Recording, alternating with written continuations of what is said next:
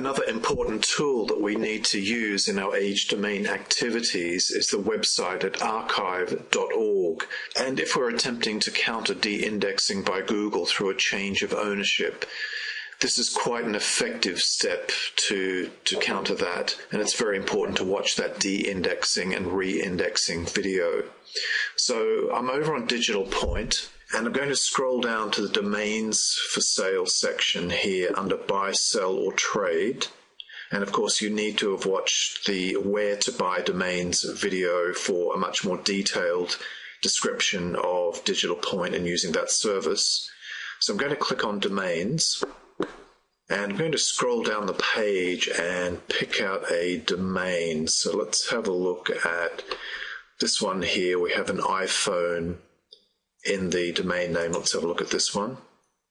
Up for sale for $120 for a PR3, which is way too expensive, and having a trademarked term in the domain name could be a recipe for trouble as well. So we've got the domain name here. Let's click on that, and we just need to copy it, theiPhoneToday.com. And I'm going to come over to archive.org. And you can see here they've got a part of the site called the Wayback Machine, which is essentially a kind of web archive.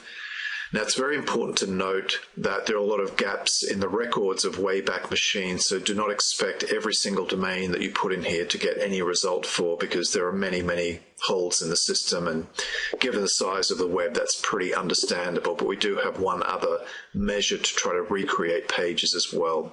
But firstly, we'll see what archive.org can do. So we click on Take Me Back, and we get presented with a calendar with blue dots on it. So you can see here 22nd of May, October 7th, October 12th, November, and so on. So if we click on one of those, it will show us its record of that site for that particular date. So we can see here, this is how the site looked at that particular time when a snapshot was taken by archive.org.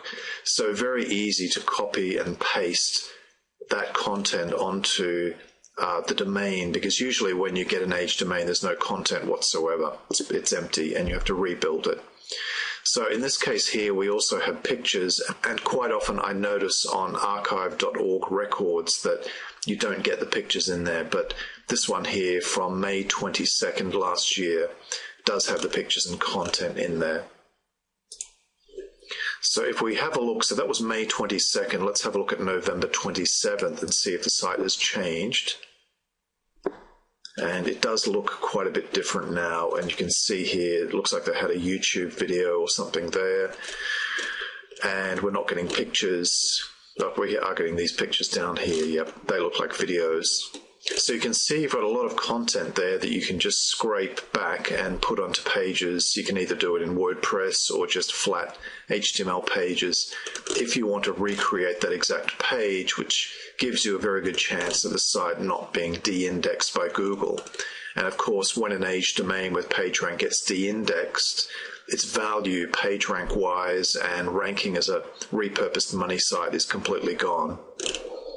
Now, I did mention there was one other way to check the past content of an age domain that you buy, and you need to just go over to our old friends at Google and just put the domain name straight into there. And just click on where you can see this cached link here.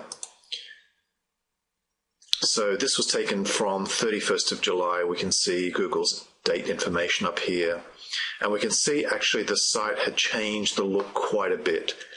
So you've got a few different options on how you want to rebuild that site. This is much more like an e-commerce store, which could potentially be harder to rank depending on its existing ranking position and the amount of authority it's built up over the years and so on. But clearly there we can see a couple of different ways, archive.org and a Google search and clicking on cache to find the past content of a site, and from there it's a bit of a painstaking job, and it could potentially be outsourced to rebuild that site so that In Google's eyes, at least, it doesn't look like anything has really changed, and there's sort of a clear continuity. Personally, I feel that's probably a bit overstated, and I do tend to mess with domains quite a bit in terms of the content on them. But the safest possible angle for you is just to recreate that past content on there. And then, of course, you can use it for contextual homepage backlinks, or there are other different monetization or SEO options, and that's covered elsewhere in the course.